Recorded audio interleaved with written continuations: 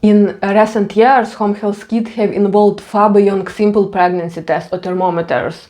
Today they came with AI-powered insights, real-time tracking and mobile applications that turn your mobile into the mini health lab.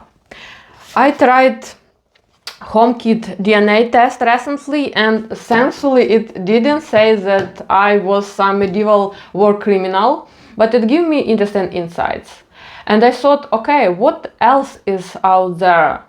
What challenges this product have and what benefits bring to the user? So let's take a look. First up is PodsDoc. These little kits let check cholesterol, heart risk and stroke risk all from home.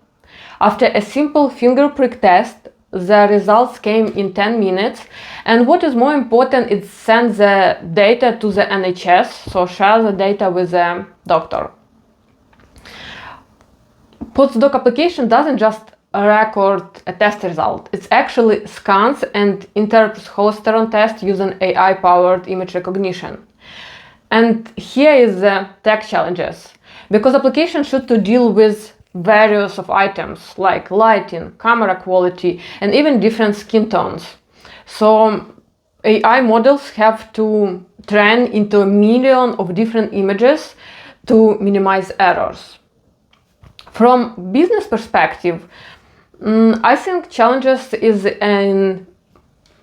increase this home diagnostic from US, for example, to UK, because now all the data sent to NHS, but when they will go to the US market, they should work with such regulation as FDA, CPT code in reimbursement and payer contracts, like all major barriers for startups in this area.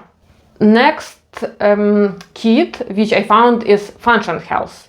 This service have been found by Dr. Mark, and it have like over 100 different lab results which user can do at home instead of waiting for doctor to do the same stuff. It have such tests like hormone levels, vitamin, inflammation markers, and heart health.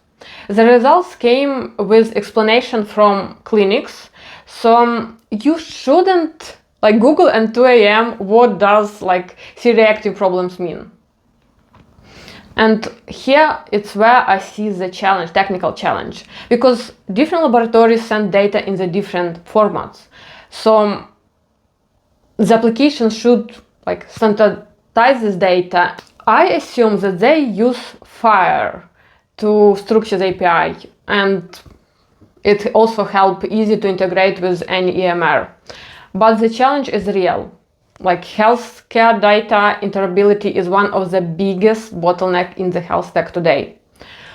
From business challenge, I see it's a model. Should it be subscription model or it's one-time purchases?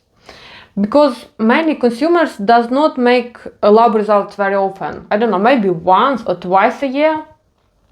And based on it, build a profitable SaaS-like model with recurrent revenue is it's tough. Now, for those who like data-driven health tracking, SISME test strips let user analyze various of health markers like hydration level, kidney function, and even ketones. It's basically a full body scans checkup in an urine test, without awkward doctor office visit. The tricky part is, again, smartphones, because all have different camera, color calibration, and light condition. So AI-based image processing has to correct all this variation in real time, making sure the colors on strip are interpreted correctly, regardless the phone or the model. This one blew my mind. This is like a TV remote, but it's actually a full health scan. The Vision Omnia measure temperature, lung sounds, heart health, blood oxygen level, and more, and one-in-one device. It's synced with application where a user can track trends and even send reports to the doctor. It's still a prototype, and what I see as a possible biggest challenge is sensor furrows and real-time data processing.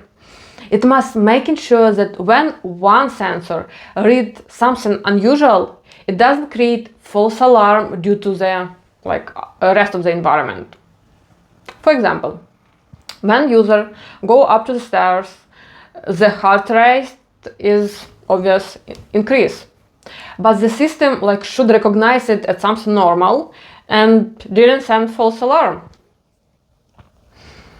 And from business challenge, I see it's like reimbursement and regulatory approval.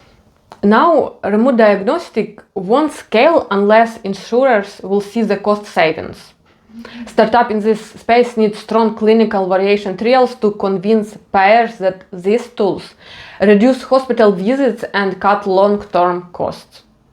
And finally, if you're curious about your genetic background and will health insights, 23andMe offers a package that do both.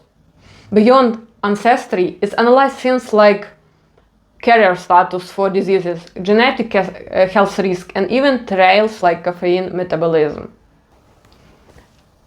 Tech challenges is in machine learning and predictive healthcare, because genetic data is extremely complex, and even the best models only offer probabilistic prediction.